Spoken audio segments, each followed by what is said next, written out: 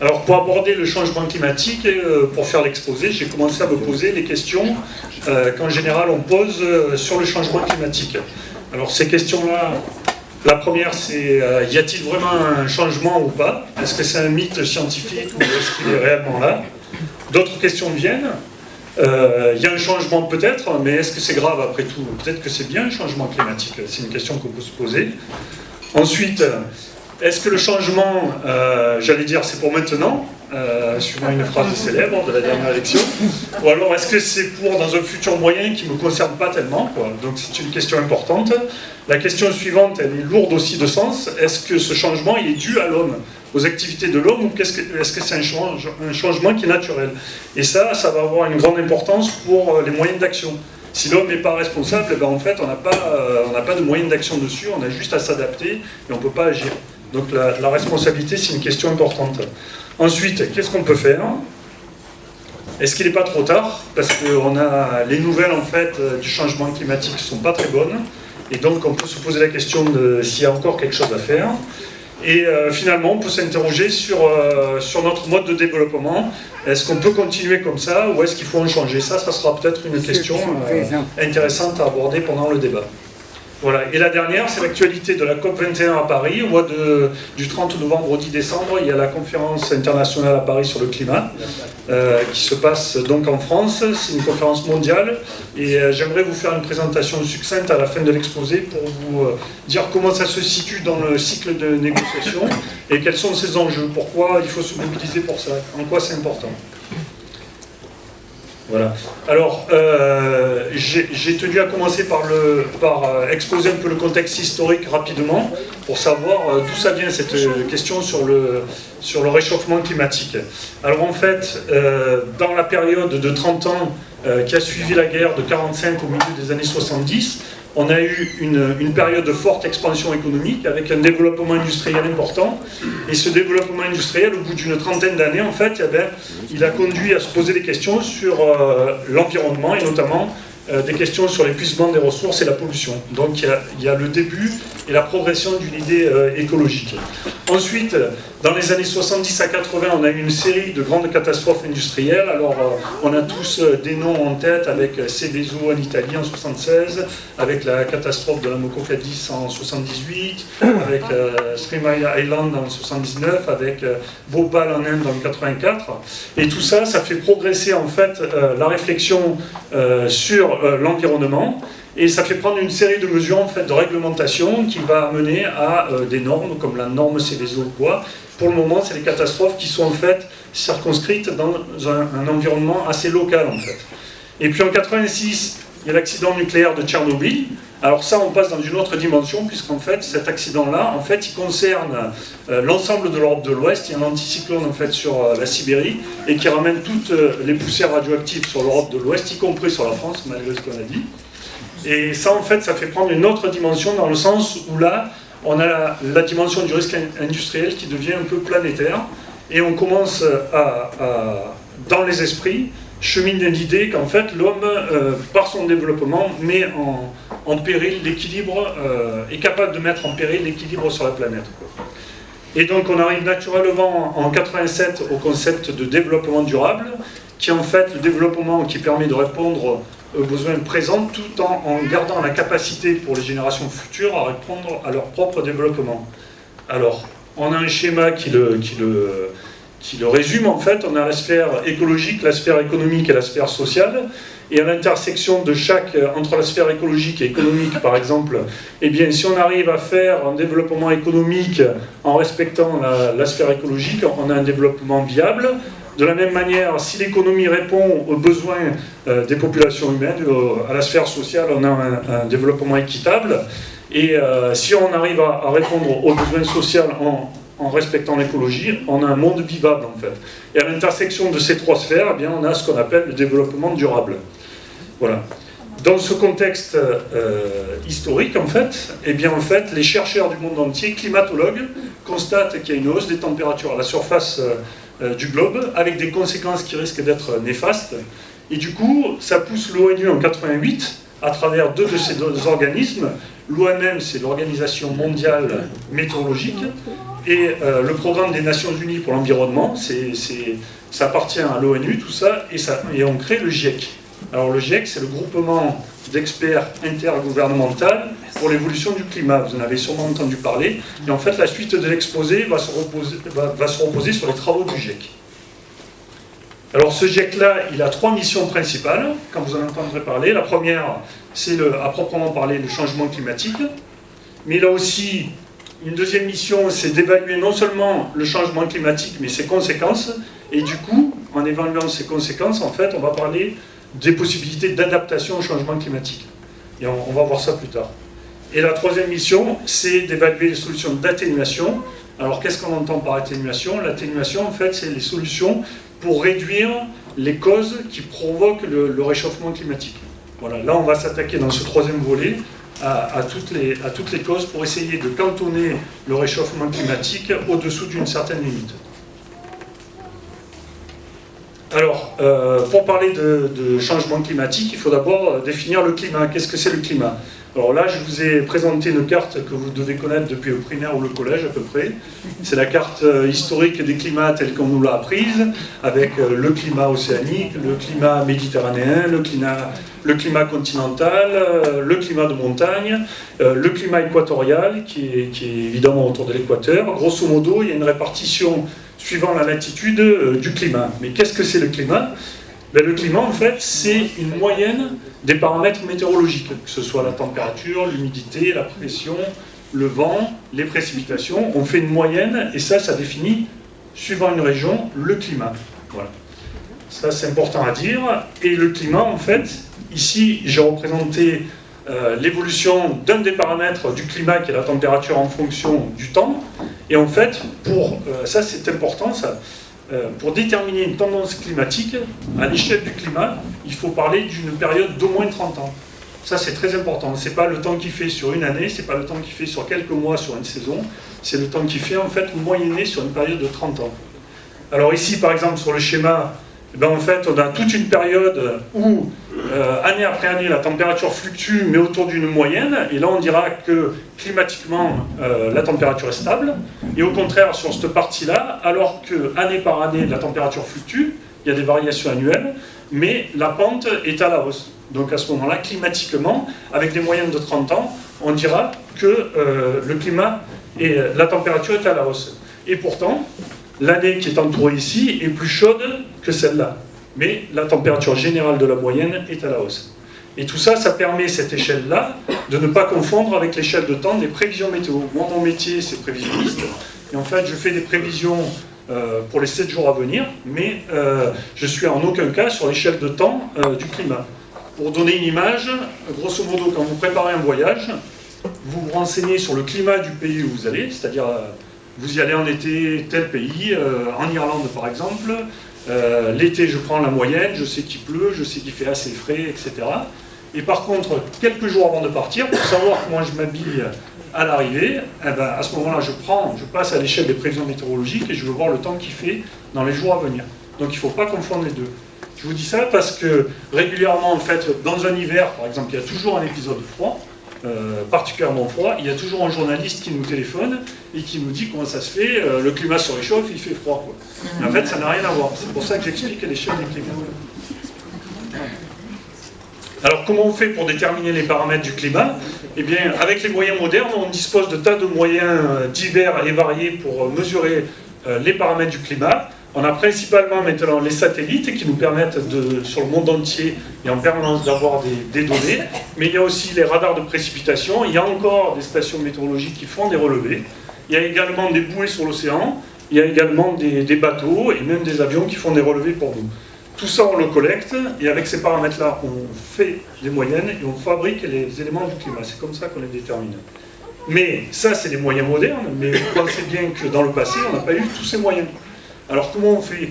Bien, en fait, juste depuis le milieu du 19e siècle, en fait, on a des mesures avec des thermomètres assez fiables, et à ce moment-là, on a des collectes de données qu'on récupère, et on fait les moyennes avec ça. Mais on a un souci avec le passé avant les mesures instrumentales. Et pour ça, on utilise tout ce dont on a à disposition, Alors, à savoir, on récupère la date des vendanges qui sont consignées dans des registres, mais on récupère aussi des tas de données, par exemple les registres paroissiaux où certains curés notaient le temps jour après jour. Enfin, c'est un travail de fourmi de reconstitution des paramètres du passé. Et puis on a des moyens, j'allais dire, un peu plus scientifiques.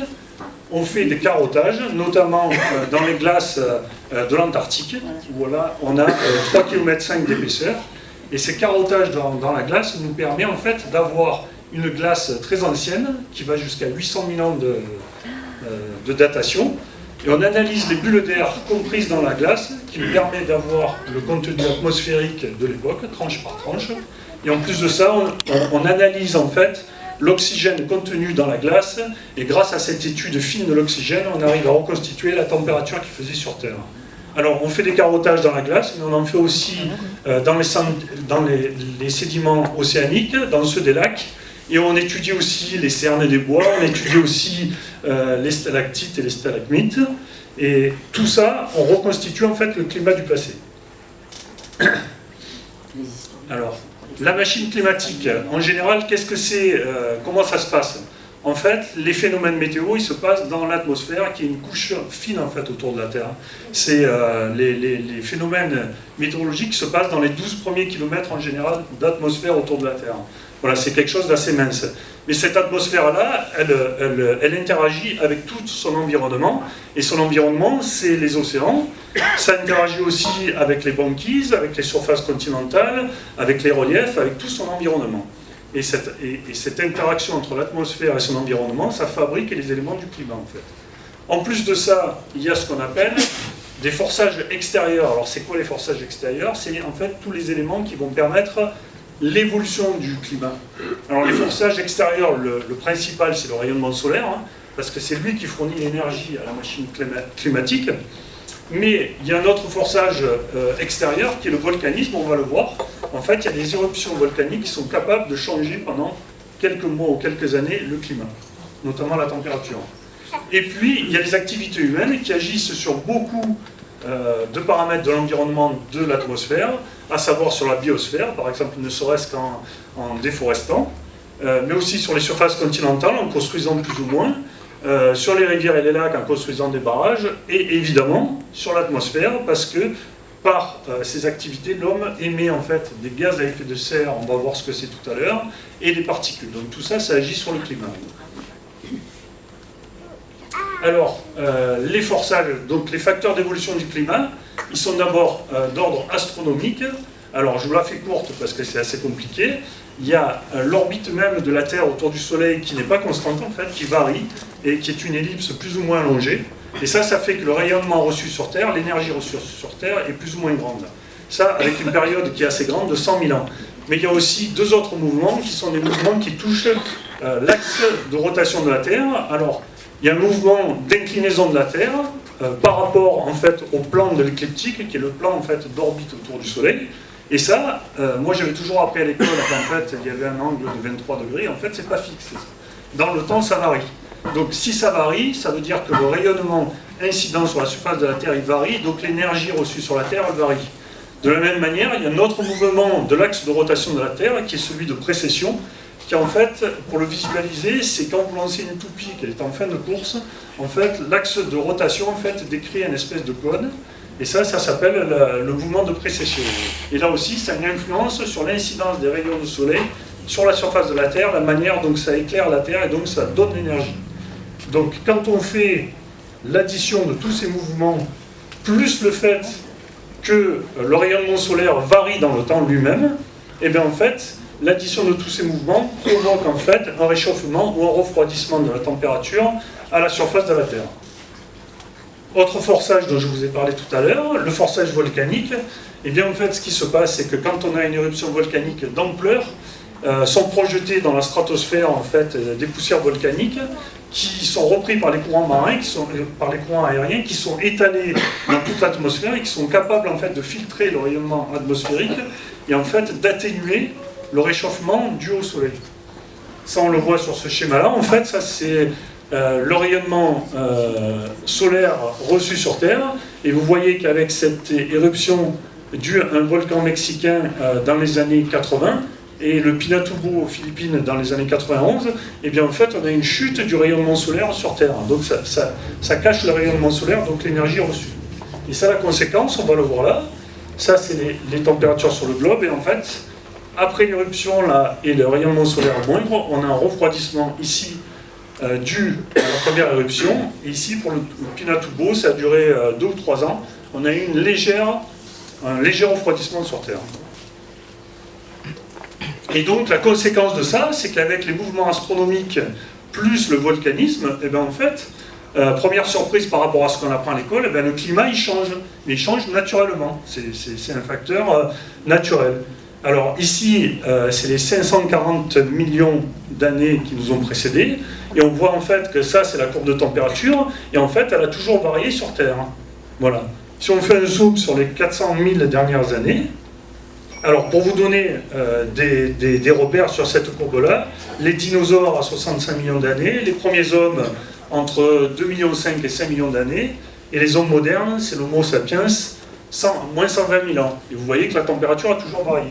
On fait un zoom sur les 400 000 ans, et en fait, on a une succession ici de ce qu'on va appeler de périodes glaciaires, et qui sont entrecoupées de périodes interglaciaires. Et actuellement, on est dans une période interglaciaire. Donc retenez cette idée, le climat il change naturellement. C'est un premier facteur, ça. Alors, pour vous montrer qu'il change naturellement, ça c'est un schéma qui représente la Terre lors du dernier âge glaciaire il y a 21 000 ans. Et en fait, le climat il était très différent d'actuellement, puisqu'on avait une grosse épaisseur de glace sur l'Europe du Nord notamment, et on avait un niveau marin qui était inférieur de moins 120 mètres par rapport à maintenant. Par exemple, la grotte Cosquer, qui date à peu près de cette époque-là, dont l'entrée est à 37 mètres sous l'eau actuellement, elle était largement au-dessus du niveau de la mer à cette époque-là. Et tout ça, ce qu'il faut retenir, c'est pour 5 degrés de moins au niveau de la Terre. Donc ça, retenez ce chiffre, parce que vous voyez qu'avec 5 degrés de moins, on a un climat qui est complètement différent du climat actuel. Alors, qu'est-ce qu'il y a de nouveau, justement le climat change, naturellement. Qu'est-ce qu'il y a de nouveau dans la période actuelle? Bien là, on a représenté, donc, dans le temps de l'an à peu près 700 jusqu'à nos jours, la courbe de température reconstituée, avec une courbe qui est climatiquement relativement stable, autour d'une moyenne, avec cependant une petite période pendant le Moyen-Âge qu'on appelle l'optimum médiéval, qui a permis au Moyen-Âge d'avoir de bonnes récoltes, etc. Et au contraire, un petit âge glaciaire à partir des années 450 et pratiquement jusqu'à la révolution industrielle, qui a en fait produit des hivers très rudes et qui a conduit, paraît-il, c'est une des causes peut-être de la Révolution française, avec des famines dues aux mauvaises récoltes qui sont dues à un climat qui était plutôt froid. Mais ça, ces petits changements sur 1400 ans, c'est des petits changements de quelques dizaines de degrés, dixièmes de degrés. Retenez aussi ça comme chiffre. Et ce qui se passe à l'époque actuelle, si on fait un zoom, c'est qu'on a une augmentation de la température qui n'a rien à voir avec cette stabilité dans le temps. Alors, comment les mesurer? Eh bien, en fait, on la mesure au niveau mondial, et l'augmentation, elle est de 0,85 degrés sur la période pré-industrielle, c'est-à-dire de 1880, le début de la révolution industrielle, jusqu'à 2012. Et en plus, je vais vous montrer le schéma. Donc on a un accroissement, et à partir des années 80, on prend 0,5 degrés au niveau mondial, ce qui est énorme, hein, en moyenne. Alors, ce qui est nouveau, donc, un réchauffement constaté, mais ce réchauffement, ce n'est pas un réchauffement de 0,85 degrés sur toute la surface de la Terre. Voilà, il y a une carte qui représente le réchauffement tel qu'il a eu lieu donc, au siècle dernier, et on voit en fait qu'il y a des zones, là, en bleu, où on a plus de 2,5 degrés d'augmentation, des zones sur les océans, par contre, qui sont pratiquement stables en température. Et en France, au XXe siècle, en fait, le réchauffement, c'est plus 1 degré. Voilà le chiffre pour la France. Alors, le réchauffement observé. Ici, on a une courbe de température, donc, du début de l'ère industrielle jusqu'à nos jours. Courbe de température, et ça c'est la même courbe de température mais avec des moyennes décennales, c'est-à-dire par période de 10 ans. Et en fait, on a un constat qui est fait, c'est que les 30 dernières années de 83 à 2012, en fait, c'est la période de 30 ans la plus chaude depuis 1400 ans. Donc ça, c'est un premier résultat. Ça. Observez. Observez. Voilà, sur la courbe. En plus, chacune des 3 décennies, les 3 dernières décennies, ça a été les 3 décennies les plus chaudes depuis 1850. Donc ça aussi, c'est un autre résultat qui est fort, ça. Et le dernier résultat, c'est que parmi ces 3 décennies les plus chaudes depuis l'ère industrielle, la dernière, c'est la plus chaude. Donc vous voyez que le réchauffement est là, et on le constate dans les courbes de température. En France, qu'est-ce qui se passe en France? On fait un zoom un peu en France. On a le même réchauffement, des températures en hausse. Sur les précipitations, on a des pluies qui sont un peu plus abondantes en hiver, guère au plus, mais un peu plus. Mais on a surtout un résultat en France, c'est qu'on a des vagues de chaleur plus fréquentes et des sécheresses plus marquées. Ici, c'est un diagramme qui représente les surfaces agricoles touchées par la sécheresse en fonction des années. Et en fait, depuis les années 80, on a une forte augmentation de cette sécheresse. Donc ça, c'était l'observation. Donc le constat, il est là, le réchauffement est là. Ensuite, je vais parler des conséquences du réchauffement. Alors, la première conséquence, c'est un réchauffement de l'océan. Alors, ce qu'on appelle l'océan superficiel, c'est la première couche dans les 700 premiers mètres. Donc, on constate un réchauffement, mais en plus, on en parlera tout à l'heure, avec l'augmentation de la concentration en CO2, l'océan, en fait, est le principal puits de carbone. Là aussi, on en parlera tout à l'heure. Et en fait, il absorbe le CO2, et en absorbant le CO2, il devient plus acide. Donc, non seulement il se réchauffe, l'océan, mais il devient plus acide. Et ça, pour la biodiversité, ça aura des conséquences. Deuxième conséquence, c'est la montée du niveau moyen de la mer. Alors ça, depuis, dans tout le 20e, en fait, on a gagné, au niveau mondial, 19 cm de niveau. Et ça, 19 cm, ça peut vous paraître assez anodin, mais en fait, sur toutes les conséquences des tempêtes, des infrastructures, et notamment des petites îles du Pacifique, c'est très important pour eux. La couverture de neige sur les reliefs dans l'hémisphère nord, notamment, eh bien, depuis les années 60, en fait, elle est en chute, ça fond, dû au réchauffement également. Et le dernier signe observé du réchauffement, c'est en fait la fonte de la banquise, avec la surface de la banquise qui diminue année après année. Sur le régime des pluies, pour le moment, on a parlé des températures, des conséquences des températures. Sur le régime des pluies, c'est assez contrasté. On a des zones où on a une augmentation des pluies, sur le 20e, et des zones, notamment la zone méditerranéenne, où en fait, on a plutôt des sécheresses plus marquées. Alors, quels sont les signes? Ça, c'est ce qu'on a mesuré, observé. Quels sont les signes du réchauffement? Eh bien, un des premiers signes, un bon marqueur du réchauffement, en fait, c'est les glaciers. Pourquoi les glaciers? Parce que les glaciers, ça met longtemps à accumuler de la neige qui devient de la glace, et en fait, ça a une évolution dans le temps qui est assez longue, et qui correspond bien au signal climatique où il faut, je vous l'ai dit, 30 ans de moyenne. Et donc, tous les glaciers du monde, en fait, sont en régression au point de vue de la surface. C'est une observation dans tous les glaciers du monde. Là, on a une photo du glacier de l'Argentière à 100 années de différence, entre 1850 et 1950.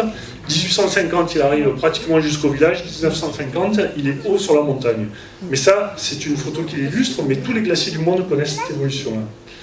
Le climat change aussi de manière actuelle, hein, ça c'est observé, donc c'est actuel, c'est pas les projections ça.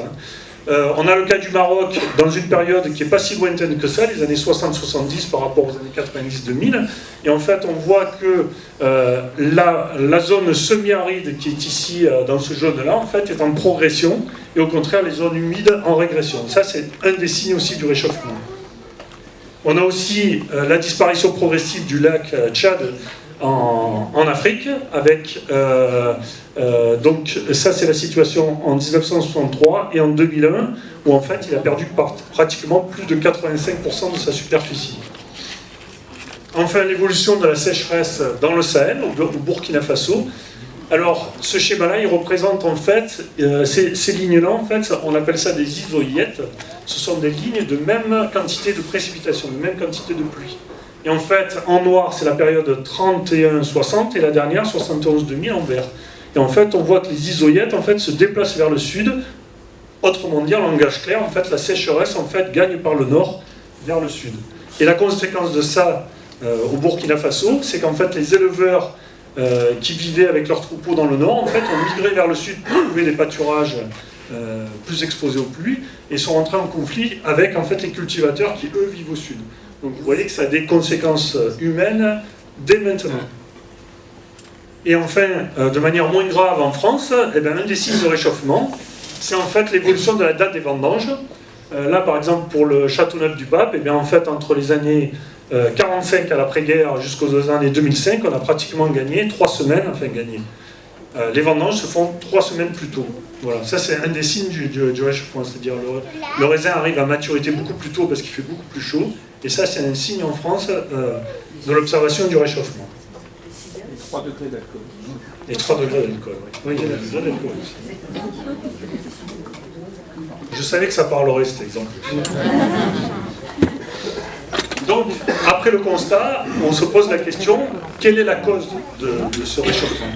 Qu'est-ce que c'est la cause? Ça, c'est une question cruciale ça, pour l'action après. Alors, on fait une hypothèse, les scientifiques ont fait une hypothèse, pas par hasard, hein, ils ont fait l'hypothèse que c'était dû à l'augmentation des gaz à effet de serre. Pourquoi ils ont fait cette hypothèse-là?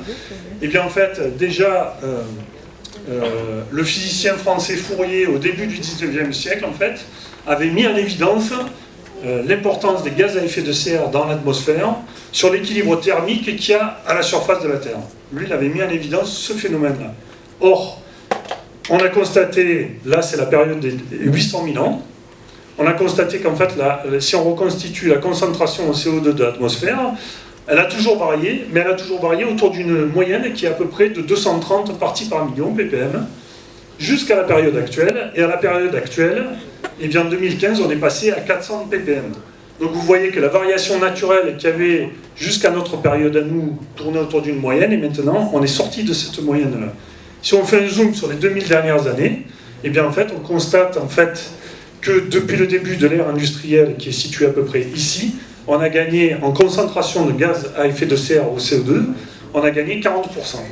Donc les scientifiques ont fait ce constat, ils savaient que les gaz à effet de serre jouaient un rôle dans l'équilibre thermique à la surface de la Terre, et donc ils ont fait cette hypothèse-là.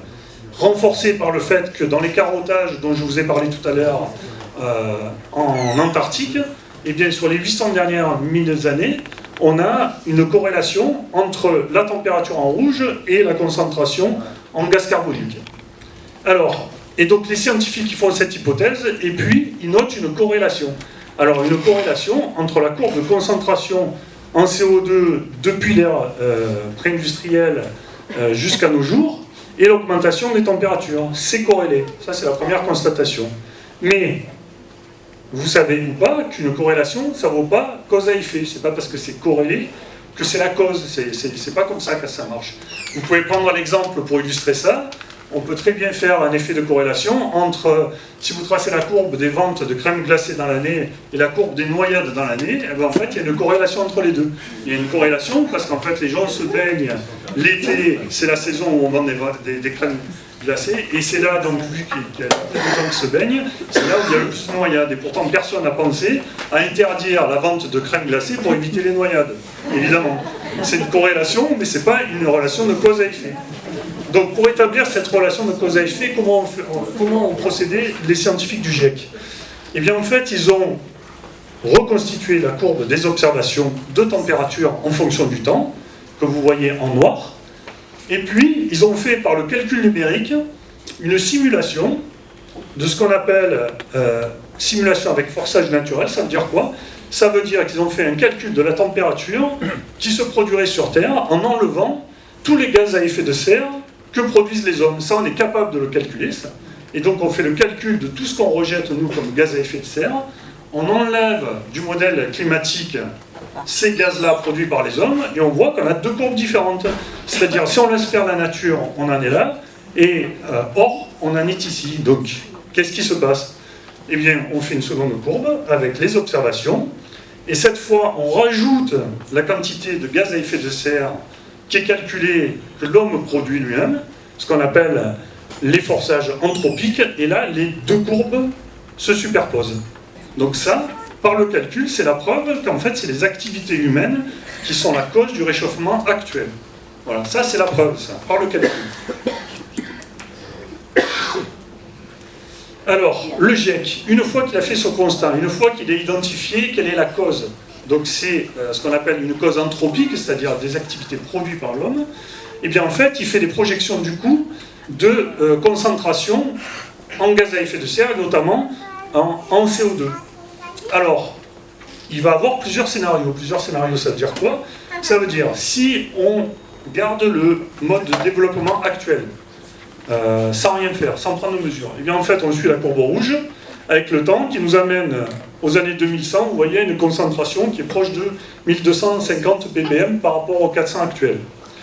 Il y a un second scénario, on stabilise les émissions de gaz à effet de serre et on a la température qui augmente, la concentration qui augmente, mais beaucoup moins qu'actuellement. Troisième scénario, on diminue les émissions. Voilà. Alors, pourquoi quand on stabilise les émissions, ça continue à progresser? Parce qu'en fait, il y a un effet cumulatif de ce qu'on a déjà rejeté. Donc on les stabilise, mais on continue à émettre, en fait, même de manière stabilisée. C'est pour ça que ça augmente toujours la concentration. Quand on les diminue, en fait, ça se stabilise. Pourquoi? Parce qu'il y a déjà ce qui a été émis, et puis on en émet même de manière moindre, mais on continue à émettre quand même. Et puis le scénario qu'il faudrait suivre, c'est celui-là. On diminue fortement les émissions de gaz à effet de serre, et là on arrive à stabiliser la concentration en CO2 aux alentours de 450 parties par million. La conséquence sur les températures, parce que ça c'était, ce schéma-là, c'était la concentration. Concentration, on calcule quelle température ça produit. Et bien en fait, là il y a les deux scénarios extrêmes. Il y a le bon scénario, le vertueux, où on diminue fortement les gaz à effet de serre. Et en fait, à l'horizon de 2100, on a quand même une augmentation de 0,3 à 1,7 degrés. Voilà. Par contre, si on laisse faire comme on se développe actuellement, le résultat du dernier rapport du GIEC qui a été remis en 2014, c'est de 2,6 à 4,8. Voilà, donc là, c'est pas la même chose. Et tous les scénarios intermédiaires se situent entre les deux. Et on a la fameuse limite des 2 degrés dont on reparlera tout à l'heure, qui se situe en fait pour les scénarios un peu intermédiaires. Alors ce réchauffement, encore une fois, comme le réchauffement observé, c'est un réchauffement qui ne va pas être uniforme. C'est-à-dire qu'il va y avoir des zones, regardez, la zone de l'Arctique, en fait, où il va y avoir un réchauffement de l'ordre de 6 à 7 degrés, voire 7 degrés 5. Des zones continentales où on aura entre 4 et 6 degrés de réchauffement, et puis des zones océaniques où il y aura un réchauffement beaucoup plus modéré, donc un réchauffement inégal. Le réchauffement prévu à l'échelle de la France. Ici, on a comme période de référence climatique 67-2005. Voilà la situation actuelle. Et voilà les deux situations projetées suivant les scénarios. Le bon scénario, entre guillemets, celui où on diminue fortement les émissions. On a des projections ici en 2100. Et en fait, le résultat, c'est un réchauffement entre 0,86 et 1,6 degré à l'horizon 2100. De la même manière, si on continue sans rien changer, notre développement, ben à ce moment-là, le résultat, c'est pas du tout le même, c'est entre 3 et pratiquement 5 degrés d'augmentation au niveau de la France. Alors, je me suis amusé à faire un petit zoom parce qu'on a, en plus des modèles climatiques au niveau mondial, au niveau français, on peut faire des zooms jusqu'à l'échelon régional. Voilà, pour les plans d'adaptation du climat, c'est peut-être intéressant. Et donc, pour vous donner une idée, on peut faire un calcul, par exemple, ce qu'on appelle des nombres de jours de nuits tropicales. Alors, les nuits tropicales, c'est les nuits où la température descend pas en dessous de 20 degrés. C'est pourquoi j'en parle, parce qu'en fait, c'est les nuits les plus pénibles, notamment pour les personnes âgées. Et en cas de canicule, c'est ça qui va fatiguer les organismes et qui va provoquer les décès quand il y en a. Voilà. Donc, actuellement, c'est de l'ordre de 25 jours. Dans le scénario favorable en 2100, malgré les efforts qu'on risque de faire, si on arrive à les faire, ça sera 54 jours. Et vous voyez que si on ne fait aucun effort, ça sera 95 jours. 95 jours, c'est pratiquement multiplié par 4 le nombre de nuits tropicales par rapport actuellement. Donc vous voyez que c'est un facteur très important. Multiplié par 4, ça veut dire qu'au niveau sanitaire, il va falloir prendre des mesures très fortes pour lutter contre ça. De la même manière, le nombre de jours de gel, actuellement il est de 16 jours autour de l'étang de Berre par an. Et en fait, dans les projections, eh bien, on a 9 jours à l'horizon de 2100, ça c'est le réchauffement, diminution du nombre de jours froids, et surtout 2 jours, si on ne fait rien, 2 jours, c'est pratiquement l'absence de gel, et ça on pourrait se dire, c'est une bonne nouvelle ça, s'il ne gèle plus. Mais en fait, il y a des tas de conséquences. Par exemple, il faut savoir qu'en agriculture, il y a des parasites qui, en fait, dont la population est régulée parce qu'ils gèlent l'hiver, et s'ils gèlent plus, ça va avoir des conséquences là-dessus. Alors ça, pour le fun, je vous ai montré, ça c'est une image projetée de ce qui risque de se passer en Europe avec les climats qui changent. Et, eh ben, vous aurez par exemple Dublin en fait en climat, il ressemblera au climat de Rennes. Paris va ressembler au climat actuel de l'Andalousie, Marseille encore un peu plus bas. Athènes va avoir probablement un climat qui va ressembler à celui de l'Afrique du Nord. Et vous voyez que même les pays scandinaves, Stockholm, risquent de se retrouver comme le climat italien. Les précipitations, ça je vous ai parlé des températures. Les précipitations prévues en 2100, ça c'est dans le scénario le plus pessimiste. Bien en fait, sur ces températures, vous voyez que sur la zone équatoriale, on va avoir plutôt plus de pluie. Sur les hautes latitudes, hémisphère nord et hémisphère sud, plutôt plus de pluie. Mais surtout, ce qu'il faut retenir, c'est qu'on va avoir des zones de sécheresse ici, et notamment sur tout le bassin méditerranéen. Donc des zones avec moins de pluie. Ça va avoir un impact dans tous les domaines. L'impact du réchauffement sur les cyclones. Alors, dans un premier temps, dans les précédents rapports du GIEC, on pensait que le nombre de cyclones augmenterait avec l'augmentation de la température de l'eau. En fait, pour le moment, dans les projections, c'est non pas le nombre de cyclones qui risque d'augmenter, mais c'est en fait le fait que les cyclones les plus forts vont devenir encore plus violents. Voilà. Donc une augmentation des intensités des cyclones les plus violents. Et un changement de trajectoire, le cyclone en fait ça naît dans les basses latitudes et ça remonte dans sa trajectoire vers les latitudes un peu plus modérées. Et en fait avec le réchauffement de l'eau, les trajectoires risquent de remonter plus nord dans l'hémisphère nord et plus sud dans l'hémisphère sud. Alors les cyclones on en parle parce qu'en fait ça fait beaucoup de dégâts. Vous vous rappelez de Katrina, ça fait beaucoup de dégâts humains et matériels. C'est quelque chose d'important. L'élévation du niveau de la mer. Ça, c'est une des conséquences majeures du réchauffement, avec des projections, toujours le scénario pessimiste, qui prévoit en fait une fourchette d'élévation du niveau de la mer entre 57 cm et jusqu'à 1 mètre. Et le scénario optimiste, c'est-à-dire celui où on fait beaucoup d'efforts, on aura quand même une augmentation entre 25 et 58 cm. Et puis après, il y a les scénarios intermédiaires qui se situent entre les deux. Donc retenez ce chiffre. Si on ne fait rien, on aura jusqu'à 1 mètre d'élévation du niveau de la mer, on va voir les conséquences tout à l'heure. La fonte de la banquise, alors là c'est net. Dans le meilleur des scénarios, le 2.6, en fait on aura encore de la banquise bien qu'elle sera réduite en épaisseur. Et par contre, dans le pire des scénarios, c'est-à-dire si on ne fait rien, et bien à partir des années 2070, on n'aura plus de banquise. C'est-à-dire toute la biodiversité qu'il y a dessus disparaîtra. Je ne parle pas des ours blancs, mais de tout ce qu'il y a sur la banquise, disparition de la banquise.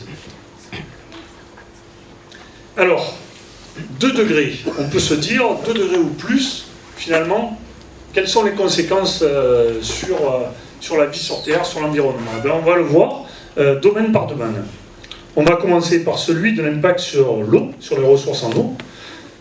Eh bien, en fait, on a déjà des zones actuellement vulnérables pour la ressource en eau, avec des gens qui ont des difficultés à s'approvisionner en eau. Et ça va s'aggraver avec le réchauffement. Alors là, on a une carte de prévision des précipitations, avec les zones en bleu où il y aura plus de précipitations et les zones en rouge moins de précipitations. Et en fait, avec la hausse des températures, on va avoir plus d'évaporation, plus de besoins pour l'agriculture, pour arroser. On va avoir des réserves en eau qui vont être plus réduites dans certaines parties du globe, notamment autour du bassin méditerranéen par exemple. Et du fait, quand les poches d'eau se réduisent, en fait, les polluants se concentrent. Donc non seulement l'accès à l'eau est difficile en quantité, mais en qualité se dégrade aussi. En plus, c'est souvent dans des pays à forte démographie, donc qui aggrave les problèmes puisqu'il y a plus de gens et donc il y a un accroissement des inégalités entre les gens qui vont être bien servis par le réchauffement avec des précipitations plus nombreuses et des pays déjà vulnérables qui vont être appauvris en précipitations. Alors la conséquence, déjà actuellement on a 1/3 de la population mondiale avec des problèmes de ressources en eau, ça risque de passer à 5 milliards en 2025. Et en fait, ça aggravera la situation dans des pays déjà touchés, notamment en Asie centrale, au sud de l'Afrique et dans le pourtour du bassin méditerranéen. Alors, ça c'était l'impact sur l'eau, sur l'agriculture et la sécurité alimentaire. Donc toujours la même carte de répartition des précipitations prévues, avec des zones, notamment dans les hautes latitudes, je pense à la Russie, à la Scandinavie, en fait, qui vont être plus arrosées, donc des pluies plus abondantes, des températures plus clémentes, et en plus de ça, une concentration en CO2 qui favorise la pousse des plantes et qui est plus importante. Donc eux, on peut penser qu'ils vont y gagner. Par contre, il y a des zones, par exemple le pourtour de la zone méditerranéenne, où à la fois on aura des sécheresses et des températures plus chaudes, et donc là, par contre, pour l'agriculture, ça va être catastrophique. Donc, un accroissement des inégalités. Alors là, il y a des schémas, en fait, qui montrent la production de céréales dans les différents pays. Si on prend les pays riches, en fait, ces pays riches, avec une adaptation, le fait souvent, par exemple en Scandinavie, que c'est un pays riche qui va être plus arrosé, avec des températures plus clémentes, et bien, avec une adaptation des espèces cultivées en céréales, on risque d'avoir un gain de production. Voilà. Par contre, dans les pays les plus pauvres, malgré l'adaptation, on va pas éviter de lourdes pertes. Voilà. Donc il va y avoir un grand écart entre les deux. Au niveau global, on va y perdre de 2% par décennie, et pourtant, par décennie, vu l'augmentation de la population, on va avoir une augmentation du besoin de 14%. Donc au niveau global, on va y perdre. Et surtout, une redistribution de la production va être nécessaire des pays riches vers les pays pauvres. Ça, c'est absolument nécessaire. Et dans toutes les conférences internationales comme celle de Paris, l'enjeu de la redistribution, ça va être un enjeu crucial. Alors, un exemple d'agriculture qui risque d'être chamboulée par le réchauffement climatique, celle du café en Ouganda. Alors, en Ouganda, la production de café, c'est une grande part de la production du pays, de sa richesse. Ça, c'est la situation actuelle, avec les zones favorables à la production de café. Et en fait, vous augmentez la température de 2 degrés, et en fait, il n'y a plus que les zones des hauts plateaux qui sont favorables au café. Ils ne peuvent plus produire de café. Donc c'est un chamboulement pour leur économie. De manière un peu plus marrante peut-être, on peut penser que tous les cépages européens et nord-africains vont migrer vers le nord. Nous, on va peut-être cultiver du Blue Lawan ou du Sidi Ibrahim, et on va malheureusement cultiver peut-être du champagne dans le sud de l'Angleterre. En fait, il faudra adapter complètement la... Je sens qu'il y a des rires, c'est vrai que ça fait mal, ça.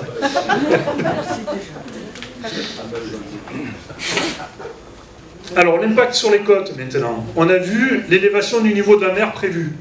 Donc, il faut savoir déjà que 10% de la population mondiale, elle est menacée par une montée des eaux, potentiellement.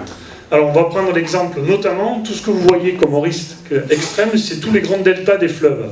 Alors, les grands deltas des fleuves, ils sont particulièrement, en fait, vulnérables à la montée des eaux, parce qu'on ne peut pas l'endiguer. Il y a beaucoup de populations en général, parce que c'est des terrains très fertiles. Il y a l'exemple, par exemple, du delta du Nil. Donc je vous rappelle le schéma d'augmentation suivant les scénarios du niveau de la mer. Vous vous rappelez, jusqu'à 1 mètre si on ne fait rien. Ça, c'est la situation actuelle du delta du Nil. En fait, si on a une montée de 50 cm en haut du delta du Nil, vous voyez qu'il faut déplacer 4 millions de personnes qui sont situées dans ces zones-là. Et si on a une montée d'1 mètre, envahie par les eaux, en fait, il faudra déplacer 6 millions de personnes. Donc c'est un problème crucial. Parce que la montée des eaux, non seulement il faut déplacer les personnes, non seulement ça rend stériles les cultures du fait de la salinité qui pénètre dans les terres cultivées, mais en plus de ça, ça dégrade la qualité de l'eau potable, puisqu'en fait ça la rend salée elle aussi. Donc il y a beaucoup de conséquences à ça. Alors, évidemment, j'ai pris un cas régional qui est le cas de la Camargue. Si on augmente le niveau de la mer d'1 mètre, c'est le bleu roi, là, comme ça, vous voyez qu'il y a une partie de la Camargue qui va disparaître. Voilà, ça c'est pour régionaliser. Et j'ai récupéré d'un d'entre vous qui m'a envoyé ça sous forme de fichier, les conséquences sur Martigues. Donc en 2100, et en fait il y a une carte qui représente, si on a 1 mètre de plus, en fait, tout ce qui se situe sur l'île, ça disparaît. Tout ce qui se situe du côté de la halte de Martigues, ça disparaît. La pointe ici, avec la pointe des airs, ça disparaît. J'étais sûr que ça vous parlerait, ça. Et évidemment, il faut se dire que l'élévation du niveau de la mer, il y a la submersion, c'est-à-dire simplement l'eau qui envahit. Mais il y a aussi, en cas de mauvais temps, de tempête, le fait que les vagues qui se forment par exemple sur les temps de mer, en fait elles vont toucher les infrastructures de manière beaucoup plus haute. Et c'est pas mal qu'il ait fait aussi une carte à 1,50 m, parce que quand on est dans une situation de tempête, je pense à des tempêtes d'Est sur Martigues avec les vagues ou quoi, et bien en fait c'est plutôt cette carte-là qu'il faudra prendre en compte, dans le sens où la mer va envahir par l'action des vagues toutes ces zones-là. Donc vous voyez ce que ça peut faire l'élévation du niveau de la mer. Vous avez repéré votre maison, là, ça y est? Non, ça va. Moi, je me suis installée en France. Alors, l'impact sur les forêts. L'impact sur les forêts, eh ben, le changement climatique, il va faire qu'il y a des groupes en fait qui vont migrer. Ici, vous voyez le pin maritime, il va envahir une grande partie de la France. Le chêne vert, il va gagner du terrain aussi. Mais surtout, les conséquences, c'est que des températures en hausse du fait du réchauffement climatique, et on l'a vu, des sécheresses plus fréquentes, et bien sur la forêt, l'impact ici, on y est sensible, c'est une augmentation du risque d'incendie. Voilà, donc ça c'est un des risques en plus du réchauffement climatique sur la forêt française. L'impact sur la biodiversité. En fait, sur la biodiversité, il y a un souci avec le réchauffement, c'est que les espèces vivantes, en fait, elles doivent se déplacer pour trouver les conditions favorables à leur survie. Donc il y a une notion de déplacement. Mais toutes les espèces ne sont pas égales devant leur capacité à se déplacer. On compte à peu près que chaque degré de réchauffement, c'est une migration de 150 km dans le plan horizontal ou dans le plan vertical de 150 mètres en altitude. Et donc, on a des espèces qui sont inégales devant le déplacement. Les végétaux, eux, ben, ils ne peuvent pas se déplacer. Les carnivores, eux, ils ont une grande capacité à se déplacer, donc eux, ils souffriront moins, ils s'adapteront. Mais il y a des espèces qui vont disparaître. Et on estime qu'avec 2 à 3 degrés de réchauffement, il y a à peu près 30% des espèces qui seront menacées au niveau mondial.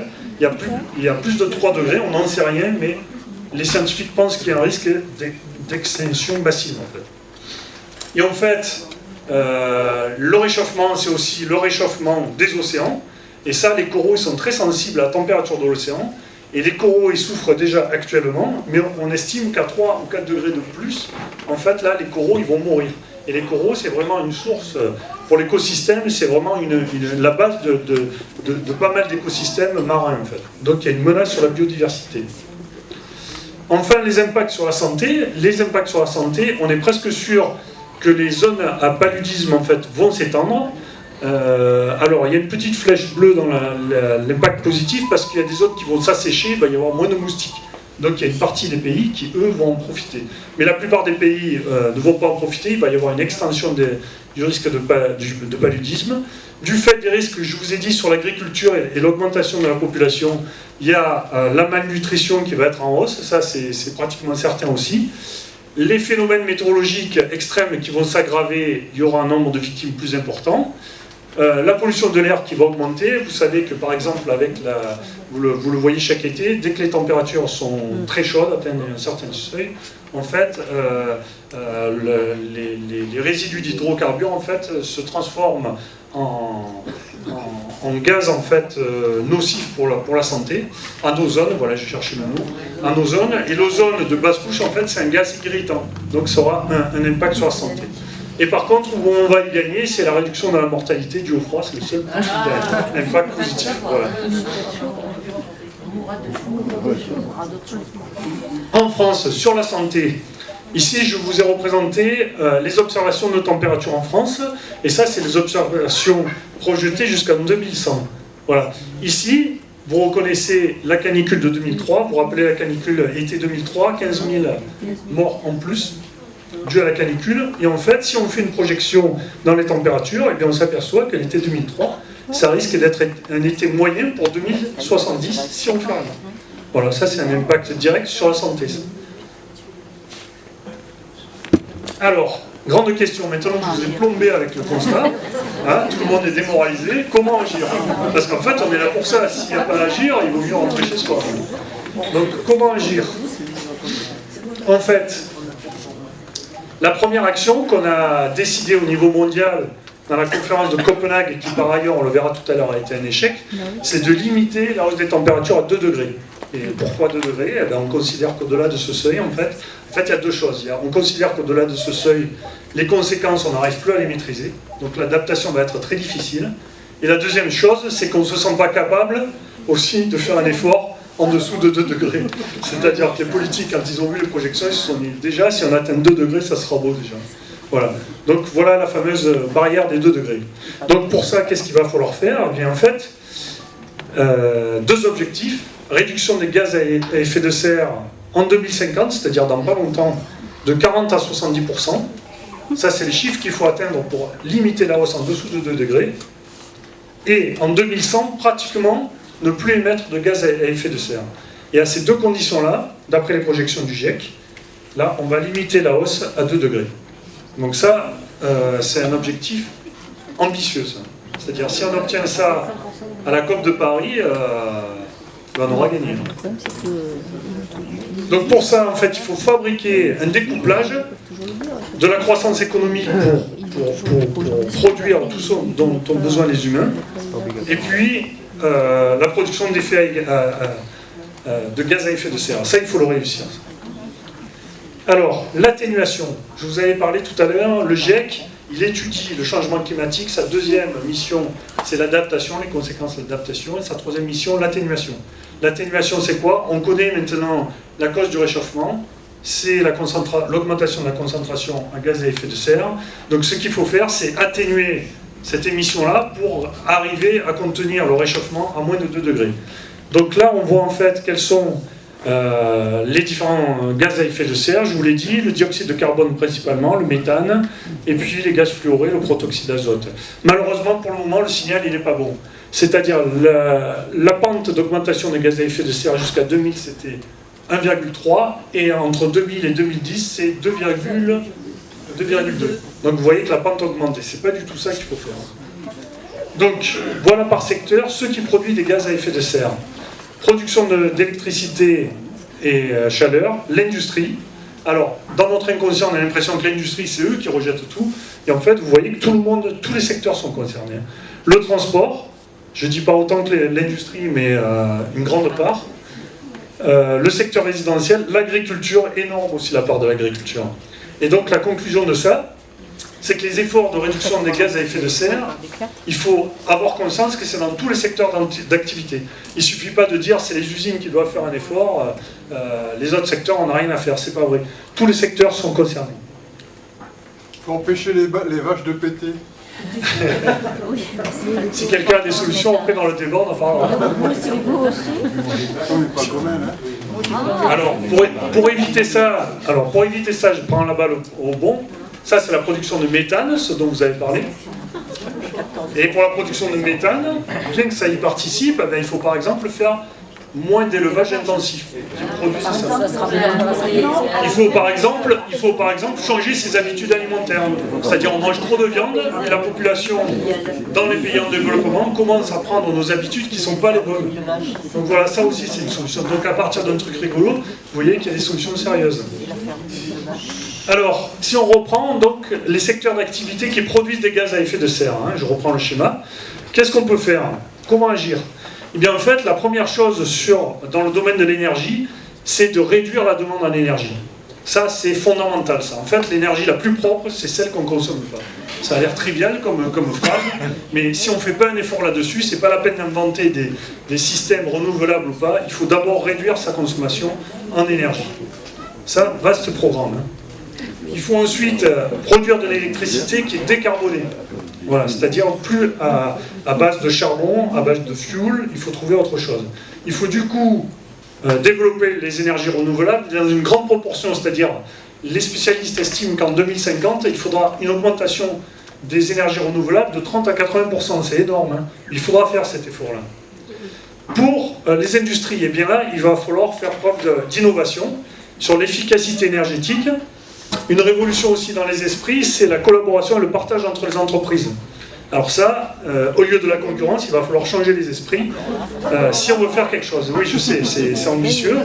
Et une troisième chose à faire, c'est le traitement des déchets.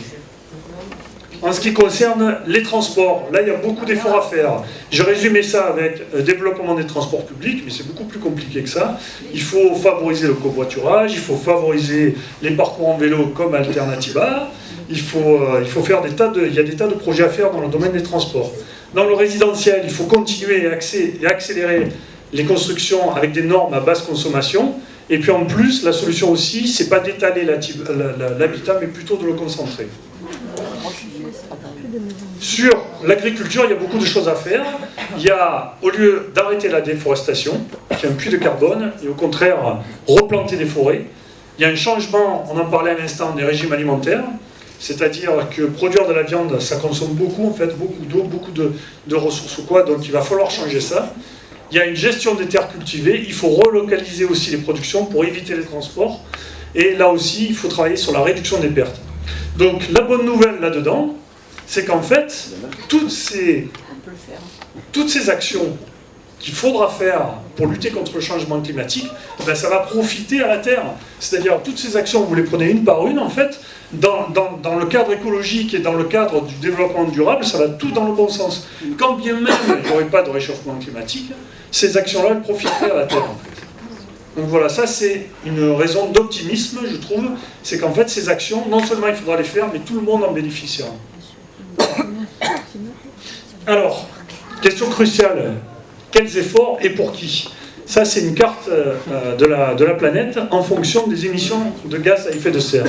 Du coup, vous voyez que l'Afrique, malgré elle, est très vertueuse, puisqu'elle ne produit pas beaucoup de gaz à effet de serre. Par contre, vous voyez la Chine, vous voyez l'Europe, vous voyez les États-Unis.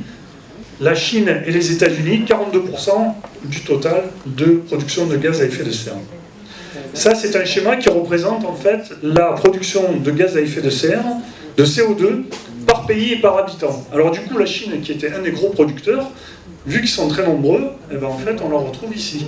C'est-à-dire, elle est mieux placée que la France, évidemment, si vous divisez par le nombre d'habitants. Et donc ça, en bleu, ce qui est représenté, c'est le droit maximal à émettre si on veut réduire de moitié les émissions de gaz à effet de serre. Voilà où on en est, et voilà ce qu'il faut atteindre. Ça veut dire quoi? Ça veut dire que l'effort pour la France, c'est de réduire d'un facteur 4 nos émissions. Voilà, ouais, c'est déjà pas mal, c'est déjà beaucoup même. Et par contre, les États-Unis, c'est d'un facteur 15. Donc vous voyez que dans les discussions internationales, ce schéma-là, il aura une grande importance. Parce que ces pays-là, ils ne vont pas se sentir redevables de quoi que ce soit par rapport aux pays développés. Hein. Donc ça met des tensions dans les discussions internationales. L'adaptation, on a vu l'atténuation, la manière de réduire l'émission de gaz à effet de serre. L'adaptation. Sur le secteur de l'eau, on peut faire des économies d'eau. Il va falloir travailler là-dessus, sur le stockage, la récupération. Et la protection dans le sens pour protéger la qualité de l'eau, en fait. Ne pas la polluer, pour la préserver. Pour les infrastructures, beaucoup de choses à faire aussi. Les littoraux qui vont être touchés par la hausse du niveau de la mer, il faudra les protéger. Renforcer les isolations des bâtiments, ça c'est crucial pour faire des économies d'énergie. Renforcer les digues aussi au bord des rivières qui risquent de déborder, etc.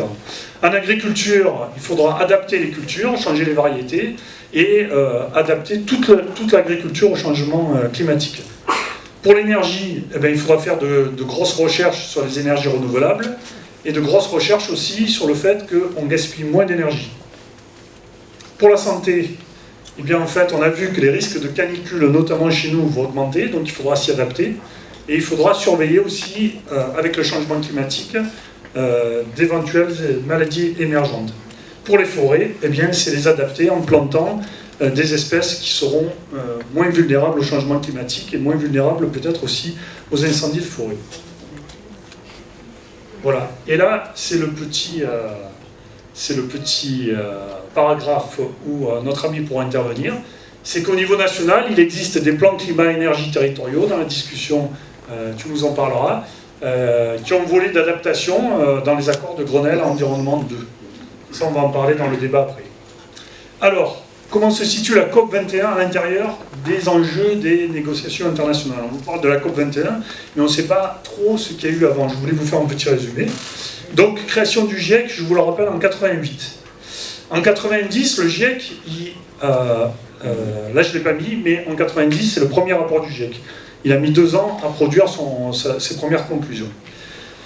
En 92, une date importante, le sommet de la Terre à Rio. Qu'est-ce qui se passe? Tous les pays signent une convention cadre des Nations Unies pour le climat et s'accordent, alors quand je dis tous les pays, vous allez voir, c'est plus compliqué que ça, s'accordent pour limiter la hausse des températures à 2 degrés. Et pour ça, ils s'engagent, la plupart des pays s'engagent à limiter cette hausse à 2 degrés et donc à mettre à jour cette convention qui a été signée en 92 au sommet de la Terre lors de COP, c'est-à-dire des réunions des parties, alors c'est le terme américain, réunion des parties. La COP 21, ça fait partie de ces réunions annuelles qui vont en fait mettre à jour la convention avec de nouveaux accords, de nouveaux engagements. Donc c'était plutôt bien parti avec le sommet de la Terre. 97, une autre date clé, Kyoto. Alors Kyoto, il y a un engagement des pays développés à réduire leurs émissions de gaz à effet de serre de 5%. Alors, pas tous. C'est-à-dire que les pays européens l'ont signé, les États-Unis, alors les États-Unis c'est un peu compliqué, les États-Unis l'ont signé, et après, je crois que c'était Clinton, quand il est revenu devant son Sénat, en fait, le Sénat lui a dit, mais tu as signé un accord où en fait, ça concernait une partie des pays, et ça c'était ce qu'on appelle les pays de l'annexe 1, c'est-à-dire les pays développés. Et par contre, il y a un certain nombre de pays qui en étaient exclus de cette contrainte-là. Et du coup, les États-Unis ne peuvent pas ratifier un accord où il y a des pays qui ont des dérogations. Donc les États-Unis ont retiré leur signature de cet accord-là. Donc ça a été une grosse déception. Ça. Voilà. Entre parenthèses, cet engagement des pays développés à réduire les accords, ça c'était en 97, mais en fait c'était pour la période, ça a été mis en pratique en 2005 et c'était pour la période jusqu'en 2012. Donc c'était pas dans l'instant, d'accord? Et en fait les pays européens ont réussi à peu près à tenir cet accord-là grâce à la crise économique qui a baissé l'activité. Alors ils n'ont presque pas changé leur manière de produire, mais du fait de la baisse d'activité, ils sont presque arrivés à l'objectif. Ce qui ne rend pas très optimiste pour le futur. Copenhague 2009, une autre date clé. Alors, Copenhague 2009, les pays se mettent d'accord qu'il faudra mobiliser 100 milliards de dollars par an, donc trouver de gros financements pour aider les pays en développement pour participer à la transition énergétique. Vous vous rappelez, chaque fois l'accroissement des inégalités dû au réchauffement, il faut un transfert de richesse et ça, il faut un budget pour ça. Donc, ils se mettent d'accord sur le principe, mais pas du tout sur le financement. Et par contre, il y a des tiraillements entre les pays développés et les pays en voie de développement, chacun se renvoyant la balle de la responsabilité des gaz à effet de serre. C'est-à-dire, les pays pauvres, les pays en développement, on dit aux pays développés, écoutez, vous êtes bien gentils, nous, on n'a pas à s'engager parce que les gaz à effet de serre qu'il y a dans l'atmosphère, c'est vous qui les avez produits. Voilà. Donc, ce n'est pas notre responsabilité. Ce à quoi les pays développés ont répondu, mais nous, en fait, il n'y avait pas beaucoup de gaz à effet de serre jusqu'à récemment, jusqu'à ce que vous commenciez à vous développer, donc vous en êtes co-responsable. Et en plus de ça, ils ont osé leur répondre, vous avez bénéficié de notre développement, et parce que vous appuyez sur notre développement pour votre propre développement. Donc nous, on ne veut pas non plus que vous vous engagez pas. Et donc, il n'y a pas eu d'accord. Et Copenhague, ça a été un traumatisme, c'est un échec en fait. C'est-à-dire, au lieu de prolonger, comme c'était prévu, les accords de Kyoto pour après 2012, il n'y a rien eu de signé. Et depuis, on est sur cet échec-là. Et donc, arrive la COP21 à Paris, et là, c'est une occasion de relancer toutes les discussions entre pays pour trouver enfin un accord. Donc vous voyez que cette COP21, elle est très importante pour les décisions qui vont être prises pour le futur, il faut les prendre dès maintenant. Alors, elle a lieu du 30 novembre au 11 décembre. Le but affiché, c'est de stabiliser la température au-dessous du seuil des 2 degrés. Une méthode employée. Alors, en plusieurs points, chaque pays, en fait, là, ils sont en train de le faire, ils proposent une contribution volontaire, comme ça, chaque pays rend une feuille, en fait, où ils s'engagent à réduire les gaz à effet de serre à hauteur de ce qu'ils peuvent faire. Voilà. Alors, on ramasse les copies, avant la COP 21, on ramasse les copies et on fait la somme des contributions et on voit ce que ça donne. Alors ça m'étonnerait qu'en faisant la somme des contributions, on arrive à ce qu'on cherche. Donc il va y avoir toute une négociation pendant la COP 21 pour augmenter la contribution de chacun en fonction des efforts qu'ils peuvent faire. Alors ça, ils ont changé de méthode parce qu'ils se sont aperçus qu'à Copenhague, en se renvoyant la responsabilité et en essayant de la contrainte, en fait, ils ont abouti à un échec. Donc là, on essaye de faire participer les gens. Voilà, c'est comme ça que c'est présenté. Il faut trouver des financements, les fameux, notamment 100 milliards par an pour aider les pays pauvres. Et surtout, chose très importante, et c'est en partie pour ça qu'on est là ce soir, c'est qu'en fait, pour une fois, ils associent d'autres acteurs que les représentants des gouvernements, et notamment ce qu'ils appellent la société civile. Alors il faut faire attention à ce que c'est la société civile dans la COP21. La société civile, ce sont les entreprises. Alors les entreprises, il peut y avoir Coca-Cola, l'EDF, Total, ça peut être ça les entreprises. Les collectivités territoriales, donc, qui sont dans la COP21, et les citoyens. Donc nous, dans la COP21, on a un rôle à jouer en tant que citoyen, comme force d'appoint et comme force de pression pour qu'on trouve toutes ces solutions-là. Voilà, c'est dans cette partie-là, et ne pas laisser la représentation de la société civile aux seules entreprises, parce qu'elles, leur intérêt, elles vont vite le trouver. Voilà, d'où l'importance de se mobiliser. Alors, les méthodes pour réduire dans les négociations les gaz à effet de serre, il y a plusieurs méthodes. La première, c'est la réglementation. Alors, on impose des normes d'émissions de gaz à effet de serre, mais pour ça, il faut se mettre d'accord au niveau international, il faut des décisions qui ne soient pas nationales, sinon ça ne sert à rien. Donc, un accord international, et il faut surtout contrôler que les normes soient respectées. Deuxième méthode, la taxe carbone. Alors là, normalement, j'entends crier. Alors, la taxe carbone, elle a un gros avantage, c'est qu'en fait, elle fait payer le pollueur, et elle permet de trouver un financement de la transition, c'est-à-dire on récupère de l'argent. Voilà. Mais elle a un gros problème, la taxe carbone, et en particulier dans notre pays, c'est l'acceptabilité. Et c'est pour ça qu'il faut informer, comme on fait ce soir, pour que les gens comprennent ce qui se passe, pour que les esprits soient prêts à accepter quelque chose de positif pour la transition, quoi. Voilà. La taxe carbone, si on ne parle que de taxes, on a tendance à hurler, et en fait c'est quelque chose qui permet de dégager du financement. Donc c'est quelque chose de positif. Le marché carbone, qui est quelque chose aussi qu'on a mis en place et qui fonctionne, mais malheureusement principalement qu'en Europe. Alors, le principe du marché carbone, en fait, c'est de donner à chaque pays un droit à émettre des gaz à effet de serre. Et en fait, les pays vertueux, en fait, sont en dessous de ce droit-là. Et le surplus qu'ils gagnent, ils ont le droit de le revendre sur un marché carbone. Et les pays qui ne sont pas vertueux sont obligés d'acheter des droits à émettre aux pays vertueux. Voilà, grosso modo, c'est comme ça que ça se passe.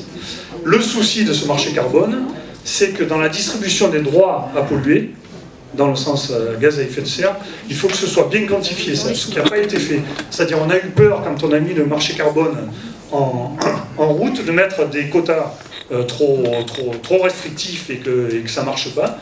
Et en fait, on a donné des quotas assez généreux. Et en fait, sans faire trop d'efforts, les entreprises ont réussi à atteindre leurs quotas. Et en fait, le prix de la tonne de carbone a complètement chuté. Donc ça ne fonctionne pas.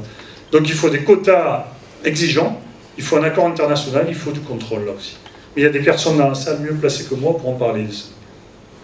Voilà, enfin, les enjeux des tractations internationales, c'est qu'on a une planète qui est soumise à des tensions. Parmi les tensions, il y a le changement climatique. On fait des rounds de négociations, et en fait, chaque fois, ça fait une intersection où il va se passer quelque chose ou pas.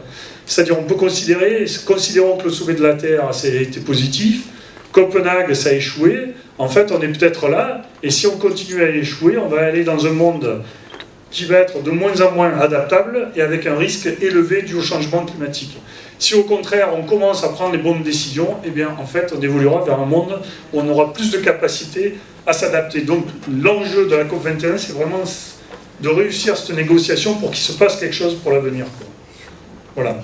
Et enfin, notre belle terre, pour conclure, est le mot de Saint-Exupéry, comme quoi on n'hérite pas de la terre des parents, mais nous l'empruntons à celle des enfants. Voilà.